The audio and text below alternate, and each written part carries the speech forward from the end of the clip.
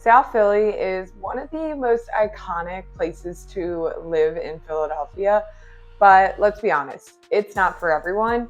And South Philly is a very broad thing to say. There's so many neighborhoods within South Philly, but let's talk about it as a whole. Let's talk about the pros, the cons, the price points, and everything in between. We'll get into the nitty-gritty today. My name is Marina Ruiz. Welcome to my channel. Here we talk about all things real estate in Philly, Delco, the main line, and all the other surrounding suburbs that we have. If you like this video, please give it a thumbs up, subscribe, and thanks for watching. South Philly is super block to block. You can be on a block that feels super tight-knit, you know everybody, you sit outside, you talk all the time with your neighbors, and then 2 blocks down, it can feel like a completely different vibe. In South Philly, you've got a lot of classic row homes, narrow streets, deep neighborhood culture, and a lot of homeowners that have been there for generations, along with a mix of new buyers. But South Philly is really known for that generational community. And I think that's why it does have such a tight-knit community feel to it. The South Philly neighborhoods are not cookie cutter. They're all different and they all have some personality to them. So let's talk about the pros of living in South Philly. The first one, I already mentioned it, the community feel. There's no other feeling like the community feel than in South Philly. Other neighborhoods might claim it, but I truly might be biased because I'm a South Philly girl. The tight-knit community feel that we have here is truly something special. In South Philly, people know their neighbors, people are outside, and you'll see the same familiar faces over and over again, despite this being such a big city. Somehow you always run into people you know in South Philly. So if you want that sense of community, it's really hard to beat. Another pro of South Philly, in my opinion, is that there's still that affordable entry point into our housing market. Compared to neighborhoods like Fishtown or Rittenhouse, South Philly still has that affordable entry point for first-time home buyers or just anyone with a lower entry point or lower price point for housing. So this is why I do have a lot of first-time home buyers in South Philly, especially areas like Point Breeze, West Passyunk area, and Newbold, along with the east side of Broad, like Whitman area. The third pro, in my opinion, is the underrated food scene in South Philly. It's not as trendy and along one main street, but there are so many good restaurants that are sprinkled throughout South Philly that also just feel like home. You've got some of the best food here in the city in South Philly, again, sprinkled throughout.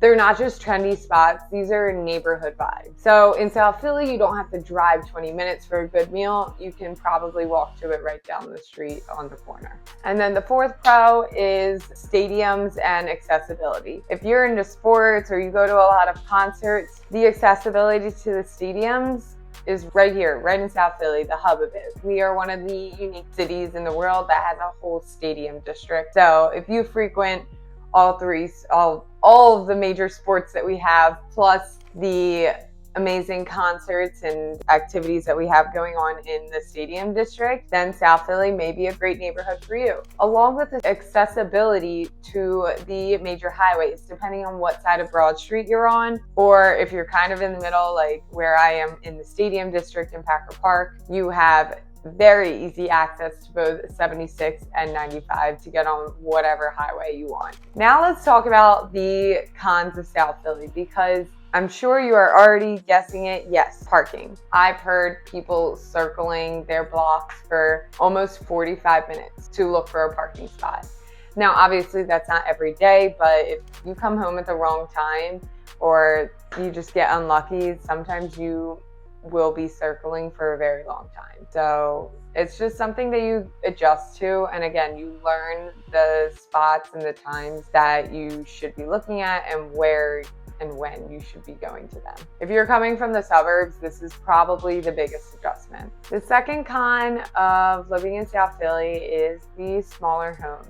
A lot of the South Philly homes can be smaller, not all of them. They tend to be a little more narrow or have smaller kitchens or smaller outdoor spaces. sometimes you are paying for that trade-off for the lower price point for a smaller home. The third con about living in South Philly, in my opinion, is the older home stock. A lot of the homes in South Philly are very old. A lot of the resales that are happening are grandma homes. These come with their own quirks, like older electrical, plumbing quirks, outdated systems, or old roofs that haven't been maintained. So this is where inspections are really important when you are buying in South Philly. Just because a home is older doesn't mean it's bad. It just means that you may have to catch up on some deferred maintenance or update major systems like electrical and plumbing. So if you do want some older character, or you think it's cool moving into like a grandma house that still has the pink tile in the bathroom and the old kitchen, South Philly is the perfect spot to look for you.